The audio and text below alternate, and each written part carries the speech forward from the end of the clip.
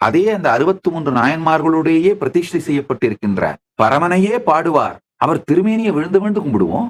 ஆனா அதே கோவில்ல ஓதுவாமூர்த்தியாக இருந்து பரமனை பாடிக்கொண்டிருப்பவரை ரொம்ப சீப்பா ட்ரீட் பண்ணுவோம். இதெல்லாம் நடக்கிற உண்மை, அப்படியே சொல்றேங்க. நல்லா புரிஞ்சுக்கோங்க. அந்த 63 நாயன்மார்களிலே திருமேனி வடிவத்திலே இருக்கிற முழுநீர் பூசிய முனிவரை விழுந்து விழுந்து கும்பிடுவோம். அதே கோவில்ல முழுநீர் பூசி அந்த பெருமானே கதின்னு வாழற சாமியார்களை பார்த்து என்ன பண்ணுவோம்? பட்டடிச்சு ஊரைய மாத்திராம்பர் அப்படின்னு கமெண்ட் அடிப்போம். நல்லா புரிஞ்சுக்கோங்க. கடந்த காலத்திலே இந்த பெரியவர்கள் எல்லாம் வாழ்ந்தார்கள், அவர்கள் பரமசிவ பதம் அடைந்தார்கள்.